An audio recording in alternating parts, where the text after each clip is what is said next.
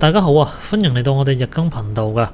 咁之前出咗條片啦，就係講緊大陸嘅銀行啊，就話有個廣州嘅女人呢，去銀行存1000萬，4個月之後得翻6毫子，好多人呢就質疑呢個新聞啦，就話假嘢啦。咁其實啦，做嗰條影片嘅時候呢，亦都揾到另一個新聞啊。咁呢個新聞仲巴閉喎，呢個新聞講啲咩啊？佢就話有個女人啊，山東嘅女人啊，存100萬入去銀行啊，5年後啊，得翻1蚊雞咋。銀行方面啊，竟然就話邊有人5年唔理自己嘅存款噶？咁然後就因為一個理由啊，竟然就話要送佢入獄啊！到底咩事呢？咁呢個新聞啊，係連官方嘅媒體都有報道過噶。咁可以睇得出啦，上次個影片講嗰個新聞呢，就唔係個別事件嚟嘅。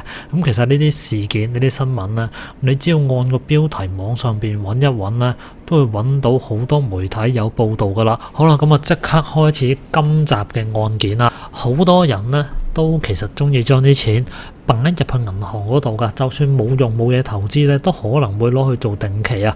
最主要嘅原因就係因為銀行咧，佢就叫做安全可靠，係提供到儲蓄服務啊，而且亦都可以為客戶提供到各類嘅金融服務同產品啊，譬如儲蓄啊、支票啊、信用卡、貸款等等啊。而另外啦，銀行亦都可以為客戶提供方便又快捷嘅電子銀行服務，令到啲客戶可以喺任何時間、地點進行賬戶管理同交易操作。咁所以好多人心入邊呢，銀行都係好可靠嘅。咁但係頭先所講啦，就話山東有個女人存咗100萬，5年後啊得翻1蚊，銀行啊竟然就話佢個存摺係造假，到底點解呢？咁喺山東祖莊銀行入邊，孫女士就攞住5年前嘅存摺去到櫃台嗰度辦理兌換啦。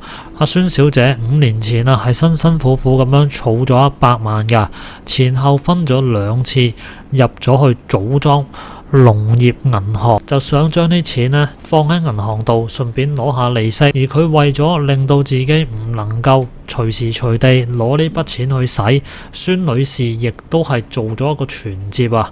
時間眨下眼就過去啦，5年過咗啦。呢5年啊，阿孫小姐係冇喐過存摺入邊嘅100萬啊。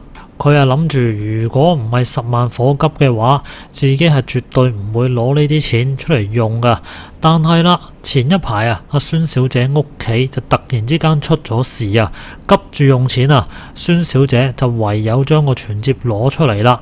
咁睇住本存摺啦，阿孫小姐都好感慨啊，心入邊呢就好慶幸啊，呢幾年都冇用過呢個銀行入邊嘅錢，1蚊都冇用過。如果唔係今次屋企有事呢，就真係乜都做唔到啦。但係當孫小姐去到前台辦理業務嘅時候啊，事與願違啊，銀行工作人員同佢講存摺入邊得1蚊。咁呢個時候呢，孫小姐成個人呆晒，佢話有乜可能啊？我5年前啊，我存咗100萬喺入邊噶，1蚊都冇喐過啊。但係啦，銀行嘅工作人員呢，就將孫小姐個賬戶俾佢睇啦，就上邊啊的而且確係得1蚊啊。孫小姐係唔信噶，喺銀行櫃台嗰度大聲嗌啊，有乜可能啊？我戶口明明有100萬噶喎。佢仲話到啊，自己將啲錢存入銀行之後啊，個存摺一直啊都鎖起咗，好小心咁樣收埋噶。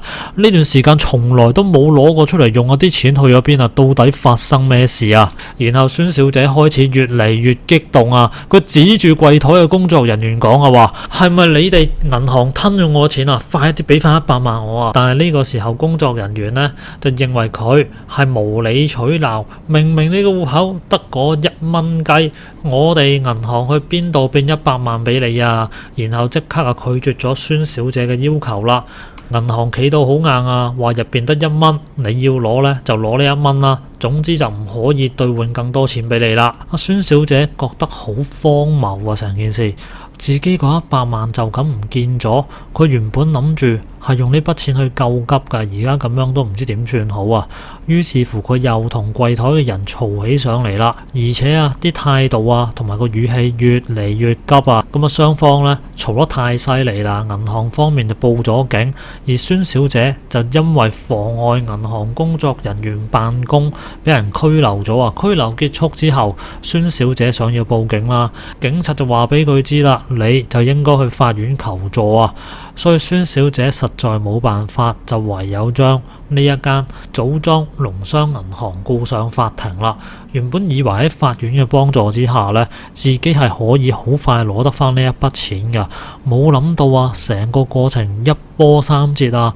法庭上邊啊，孫小姐啱啱講完佢訴求啊，就俾呢一間銀行駁回佢嘅訴求啊，就話孫小姐戶口度得1蚊雞，仲反告翻孫小姐佢存摺造假啊！孫小姐成個人呆晒啦，有乜可能造假啊？個存摺明明係銀行俾佢嘅喎，呢段時間佢亦都冇俾任何人接觸過呢一本存摺喎，但銀行方面就提出咗確實嘅證據啊，就孫女士嘅存摺的確有問題啊，同銀行通用嘅存摺係存在細微嘅差異啊，而且經過認真分辨啊，依然都係睇到孫小姐嘅存摺確實係造假。呢個時候啊，孫小姐都唔知點算好啊，只能夠申訴啊，就話係你哋銀行俾我嘅喎，點能夠講係假啊？但銀行方面啊反咬口啦，話孫小姐呢係故意咁樣嚟玩嘢，所以銀行俾100萬佢。如果唔係呢5年嚟啊，點解孫小姐對呢一筆錢不聞不問啊？唔通就冇關心過呢筆錢一次咩？唔係就證明咗呢筆錢本來啊就係子虛烏有，根本就冇呢筆錢啊！孫小姐就俾銀行嘅呢個操作呢整到人都呆晒啊！就係因為咁樣嚇一嚇呢，佢就錯失咗良機啦，錯過咗呢一次嘅訴訟。呢次訴訟呢，最後係失敗告終啦。法院就駁回咗孫小姐嘅訴訟請求，更加雪上加霜嘅就係孫小姐因為涉嫌造假銀行存摺，俾公安拘留咗啊！咁啊，孫小姐個處境可以講得上十分之危險啊！100萬唔單止攞唔返，仲要面臨俾人拘留啊！亦都係由於孫小姐有嚴重嘅疾病啦，所以最後喺各方嘅努力之下，孫小姐嘅拘留判決變成咗取保候審。孫小姐呢個時候覺得人生非常黑暗啊，身體有病，存款唔見咗，仲要面臨俾人拘留，咁多件事加埋真係屋漏兼逢連夜雨啦。孫小姐曾經都諗過就咁算數啦，但係佢唔忿氣啊，明明係佢自己嘅錢坐咗咁耐，銀行點能夠咁樣啊？仲要告翻我轉頭，仲要佢坐監喎？呢一啖氣呢，佢點都吞唔落啊！終於阿孫小姐經過親戚朋友嘅幫手同關心呢，而當地嘅公安局亦都係出具咗證明啊，入邊就明確説明係冇證據能夠證明孫小姐係偽造存摺。咁總算自己唔使俾人反告翻坐監啦。咁之後警方通過深入嘅調查啦，就順住呢條線咁樣查落去啊，終於成件事嘅真相呢，水落石出啦。原來裏邊仲有一個好重要嘅角色係冇人提過噶，呢個就係銀行嘅工作人員田某啊。原來警方調查咗孫女士喺祖莊農商銀行嘅交易記錄啊，可以好明顯咁睇到孫女士存咗100萬之後，曾經有多次嘅攞錢記錄啊，而呢幾次都係呢一個田某經手去辦㗎。而根據調查，攞錢嘅時候，攞錢人用嘅證件號姓名都係孫女士嘅客戶信息。但係最後嘅審核錄像顯示嘅就係男人嘅頭像，咁好明顯就唔係孫小姐啦。而孫小姐亦都講話自己唔識呢一個人啊，所以孫小姐係確實有喺銀行度存咗100萬㗎，但係前前後後就俾姓田呢個男人同一個陌生人將啲錢轉咗去其他嘅地方。而喺審訊呢個田某嘅時候呢，佢就唔認係佢捲走呢100萬嘅，反而就係話孫小姐授權俾佢，就幫佢攞錢。呢啲錢呢係阿孫小姐自己叫攞嘅，嗰個陌生嘅男人佢都唔識，佢只係有時候會幫啲客戶簽字。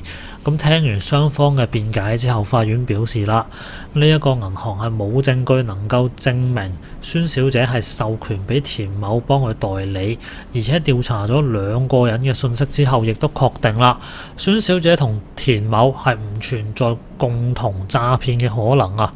所以就算係田某將孫小姐嘅錢攞走咗，咁由於銀行冇對工作人員嘅行為進行監管規範，所以呢單案入邊啊，銀行係要負主要責任。咁最終咧，阿孫小姐贏咗啦，法院啊最終判決呢一間組裝商業銀行咧係需要歸還100萬同埋咁多年嘅利息俾阿孫小姐。咁啊，孫小姐今次咧可以講得上真相大白啦，亦都洗清咗自己嘅冤屈啦。但係前後後浪費咗佢好多年嘅時間啊。而孫小姐嘅律師啊，亦都向媒體透露啊，呢個田某咧，除咗係冒領孫小姐嘅存摺帳戶之外，佢仲用類似嘅手法係冒領咗多個儲蓄帳戶嘅資金啊。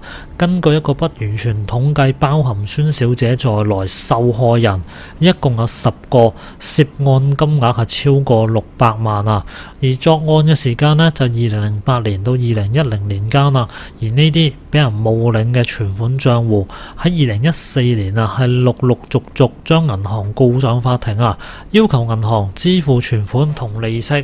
而法院方面亦都係相當支持啦。而頭先所講嘅田某曾經試過失蹤嘅，後來亦都俾當地警方捉咗翻嚟啊，因為涉嫌偽造金融票證，就被判刑10年6個月啊！咁成單案件嚟到呢度呢，都終於告一段落啦。